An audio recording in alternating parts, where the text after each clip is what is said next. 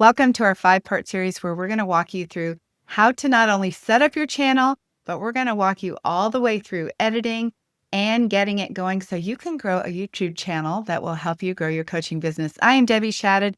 I've helped thousands of women not only build but grow profitable boutique-style coaching businesses.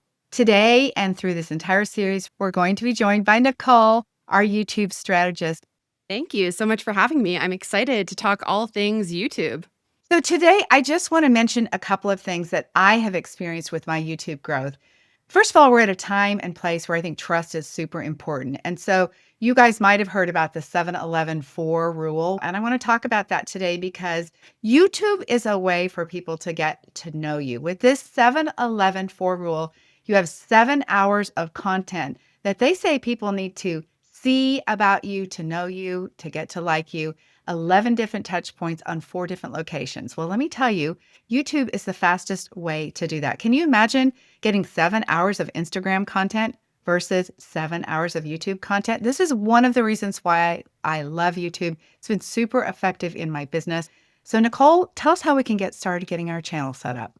Yeah, so I think one of the first things that people think is when I'm first getting started, I don't have any views. So why are people going to want to watch me? How am I supposed to build this credibility as a coach when I'm starting from zero?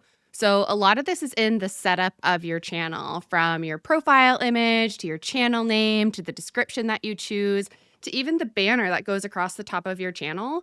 All of these things can help people to see that you are a professional coach, you have a professional brand, and most importantly, that you're speaking to them. Because something that gets overlooked a lot is niche. And I know this is something that you talk about quite frequently, Debbie, and something that we've been really leaning into with the YouTube strategy and seeing great results from. A lot of the times when you're first getting started out with your channel, something really that can help your growth is to be clear at who you're speaking to. Who is the audience that you're trying to call in, right? You're just getting started. And I wanted to bring that up because that's something that we've really been leaning into with, we help coaches, women who are 50 plus in particular, and having more and more people reach out. When I say I help coaches over 50, immediately somebody's like, oh man, she gets me, right? When I say exactly what we're going to do to help women over 50, they feel like this lady's going to really be able to help me in my situation. I just want to encourage you when you think about all the channels on YouTube and what you might consider competition, the way that you make yourself in a category of one is by deciding that you're willing to narrow down a niche and to really specifically know who you're talking to. That tremendously changed our channel. I'd been on YouTube for a while talking just general to coaches about business, but once we said we help women specifically over 50, which by the way, we were already doing, I just further defined it.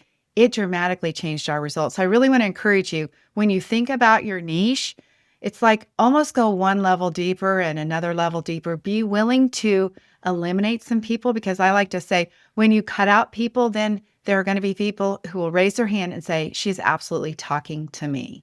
Exactly. Once you're clear on that, who am I making these videos for? Who do I want to reach? Who is going to benefit from these resources, these teachings that I'm providing on YouTube? That's when we can get into a little bit of the what. So what do we actually need to set up our channel to look professional, right? So first thing is you're going to need to create your channel with a channel name. If you do not know what you want your channel name to be, just go with your name, right? What are people going to search? Likely your name. If you have a business name, you can use that.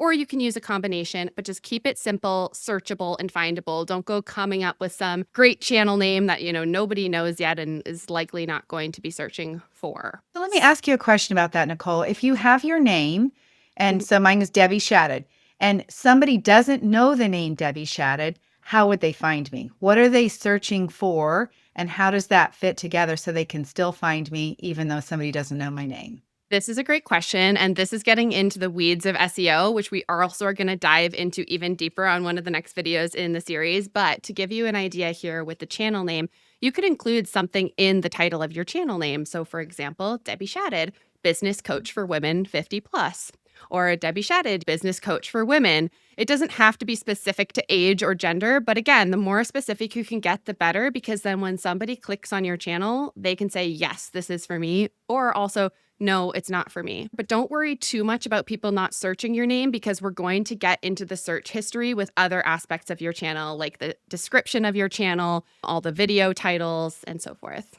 So, Nicole, tell us about setup. That's a key question that Yeah. everybody asks me, like, how do I get on this? How much does it cost? What's it going to take for me to get my YouTube channel set up? And the good news is it's free. So, what else do we need to know about getting set up? Exactly. So, first thing is it's free. Second thing, all you really need is an email in order to get set up. So, choose an email address, probably your business email or maybe your personal email if you don't have one. All you'll need is your channel name, you'll need your description, a profile photo, and a channel banner. So, just to break down each of those a little bit more, your channel name is going to appear in bold, big letters at the top of your channel. This is probably the first thing that people are going to see when they come there. Your profile image is a little round image that goes on the left. Most likely, it's going to be your face. Some people will use their brand logo, but I want to encourage you to use your face because think about social media in general, right? YouTube is a social media channel. And in general, people on social media follow people, not brands. Even if you look at somebody like Kylie Jenner, she has multiple brands, all of which probably added together have less followers than her personal profile. And it's not just because she's Kylie Jenner, it's just that people tend to follow people over brands. So for that photo, you want to choose something that is friendly, smiling, welcoming, right? Really give people a feel for who you are and what your personality is right from that first little profile image. And I have to tell you, I know people don't like to hear this, but photos do matter and people want to connect with people that they relate to. So instead of judging yourself about you don't have the photo that you like or it's not a professional photo, just pick a clean, simple photo that's well lit without a bunch of stuff in the background so people can see you. I mean, there is this natural instinct that you're drawn to people. You see their picture and you're like, I kind of like that lady. And so you're more willing to connect with them. So I really do think picture is super important. And I would encourage you, just as an extra step, to make sure that whatever picture you have on YouTube, that little photo is the same photo that you have in some of your other social media platforms until you get to a point like Kylie Jenner can have any picture anywhere and we know who she is. Yeah, that's a really great point. Keep that brand consistency. So if you're already present on LinkedIn or Instagram or something like that, you can just pull over your same profile image and people will be able to recognize you. So another really important piece here is the channel banner. So this is actually what's going to appear right at the top of your channel. If you're familiar with Facebook, you know that image that's at the very top of your feed, very similar. Now, something really important to keep in mind here is that the dimensions of the channel banner are a little bit strange. So we will put an image here so that you can see what a channel banner looks like and the dimensions that you have to follow. And what you'll notice is that the regular image is quite large, but then the part that's going to show on the banner is small and then even smaller, more narrow on mobile. So my recommendation is keep an eye on that little tiny rectangle, put all of your details inside of there, and then the rest can sort of be in brand colors so that if people are seeing it at a larger ratio, it looks okay. But for the most part, people are going to see that smallest little rectangle because that's the mobile view. So, Nicole, let me just jump in here and say we have a great Canva training. If you will go over to debbieshadid.com/Canva, or we can also link it here below in the comments. There's a Canva training that will teach you how to use Canva to create a brand, to decide on your fonts, and use all of that to create the banner for your YouTube page. Yes, that's perfect. Canva is a great place to make that channel banner as well as all of your images if you want to, remove the background and add a pop of color in your profile image. All of that can happen inside of Canva. So, what other things do we need to know about getting our channel set up properly so that we can be found? Yeah, so the next key piece here, now we have our banner, our profile image, and our channel name. Underneath that, you're going to have your description. So your description is really where you're going to want to pack in some of those keywords so that when people are searching, they can find you. Now, that being said, you don't want it to just be like keyword, comma. Nobody wants to read that. So make it sound like you, make it sound enticing, and really call out that ideal client, like how we mentioned at the beginning. So, we've just talked about description. Now, what about links, Nicole? How do you get links in there? What can you add in there? Tell me how that works. So you can add links into your description. Now, across YouTube, hyperlinks don't work. So you want to make sure that whenever you're adding a link, in particular in your episode descriptions, that you're putting the full https dot dot slash slash, www, so that it will end up being clickable. I would recommend putting the link to your website, maybe your social media, but really make it easy for somebody to take the next step with you. So make sure that your website is also optimized to helping you book calls and things like that.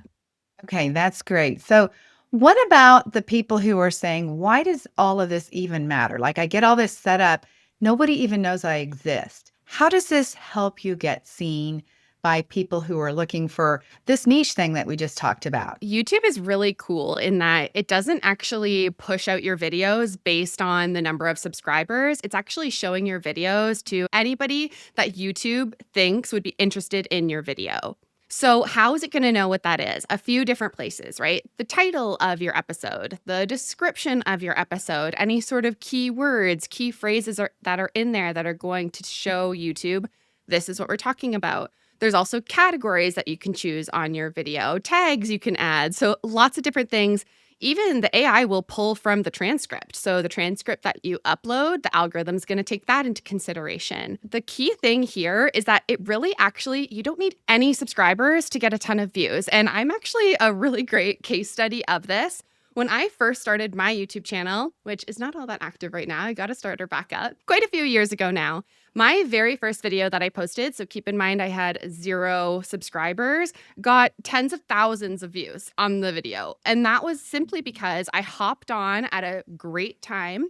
So the first video that I made was a clothing review of a clothing brand that was actually having a Black Friday sale at the time. So many people were searching reviews of that clothing brand, searching that brand. So my video came up, right? Even though I didn't have any subscribers, I didn't even have any videos. And lots of people found me that way, were able to subscribe. So, all that to say, it might not necessarily happen in the rocket boost like that. It was a little bit of a luck thing in my end. But when you can make sure that your videos are centered around what are my people searching? Like, what brands do they like? What books do they like? What shows are they watching? What is keeping them up in the middle of the night? What are they coming and typing into YouTube? Then you can show up regardless of if you have any subscribers or not. It's super exciting that you've had that result. I want to tell you that I have not had a video that has had thousands and thousands of views, and yet it has been so effective for my business. I'm not even having a call to action that you should book a call with me, and we get calls booked. We get clients from this. And I want to tell you too, we actually have clients that join after watching one video. I think that is really the power of utilizing YouTube to build trust, to be able to educate people, and just to help people get to know you as a coach. I would also say, Nicole, that you have properly set up our channel. If people don't have their channel set up, what could happen or how will they know if their channel's not set up correctly? What should we know about that? Yeah. So once you're inside of YouTube Studio, you'll be at studio.youtube.com. There's a button in the top left where you can actually view your channel. So I recommend viewing it from that front facing standpoint. It'll be super clear to see, oh, that image is a stock image or, a blank. So then you can see what's missing. But really, the key things, like I said, are the channel name, profile image, banner, and description. Once you have those things, I'd encourage you to just get going, get some videos out there. You can figure out the playlists and the whole customized setup later. I want to mention a couple of other things about setup. And I do think it's important for you to consider your setup wherever you're going to record. Now, while this won't be your forever setup, I do think that trust is created by having a consistent image, by you looking the same way every time. We hear this a lot on our coaching calls. In fact, one of the people that recently joined that saw me on YouTube, when she came to the consultation call, Nicole, she said to me, "Oh my gosh, you look exactly like you do on YouTube." She was so impressed with the fact that I wasn't somebody on YouTube on camera one way and operating my business a different way. So I do think it's important that you have an image that you intentionally decide how you want to present yourself and that you show up that way all the time. And I want to say, like, be yourself, whatever that is, be yourself, but decide, how am I going to show up in my business and what will they expect from me on YouTube? Because I think there's some comfort in that and there's trust built that way. I agree. I think it's so important that you're being yourself, completely authentic to yourself, because otherwise people are going to feel it. It's just going to feel scripted and like, what are they even talking about? Or did she just learn this last week on a workshop? Right. So definitely that authenticity is going to build like, know, and trust faster than just about anything. And I think another piece here is like, as we're talking about this, it can start to feel like, oh my gosh, okay, so I need the description, I need the name, I need all these things. I'm going to have to show up looking polished and professional. It doesn't have to be necessarily Debbie's look, but what's your version of that stage presence that you like to carry? And then how am I going to get all this done, right? This is starting to seem like a lot of time. I can almost hear your thoughts coming through, maybe watching this video. So I wanted to just add in here that what I've noticed is that being on YouTube as a coach actually saves you time in two big ways. So while it can take a little bit to sit down and record the video, it's actually going to compress time and expand time simultaneously. So stick with me for a second. When we're compressing time, as Debbie said, few videos watched, one call, somebody's ready to sign up for the program, right? Mhm. That is compressing that time that it takes to build like, know, and trust. Now it's not seeing maybe 70 of your videos if we're going by that, 7 for 11 metric that Debbie mentioned at the beginning. It's really just maybe one or two videos, maybe seeing a playlist of yours, wanting to get on a call and feeling like they already know you. So in that way, it really compresses the time to a sale. And it can also expand your time, right? So you're sitting down to create one piece of long form content. Do you know how much content that you can make from one long form piece of content? You can make a whole month's worth of content, at least a week. And we're going to get into the weeds on how to do that in a different video. But I did just want to bring that up here because as you're thinking about getting started and this setup, it can feel like daunting and a lot. But I do want to encourage you that once you get this ball rolling, you're going to find that it's actually going to save you time in your business. That is absolutely true. And I would encourage you to do it in the easiest way possible to get started. Now, Nicole just mentioned that like you don't have to look like me. And what came to my mind was this guy that I'm watching on YouTube that is in his mid 70s and he records on his phone outside on his patio. So he doesn't even get ready for it. But the thing is, every single one of his videos looks like that. That's what I'm talking about. Like, I want to go look for this guy and I know what to expect from him. Find a way to make an impression that speaks to your ideal client, your niche client, so that they know what they can expect from you and you become a reliable source for them. Yeah, that's a great point. It doesn't take professional footage or a professional setup in order to do it. Just put yourself out there. I know a guy actually who's monetizing his YouTube. He's a trucker. He drives his truck and he sets up his camera, records himself talking and listening to the radio for hours per day and gets thousands of views on his videos. Has built this community of people who just love to listen to him. There's a niche for you out there, just showing up in that way that's authentic to find those right people. That is so true. Let me wrap this up, Nicole, and kind of tie this together. So, I recommend if you're a coach that you definitely should move forward on YouTube. I think do it in the simplest way. Nicole has walked through what it takes to set up your account, to set up the description. We've talked about the banner. Don't forget, I'm linking the training below that you can utilize to learn how to use Canva. That's what we recommend.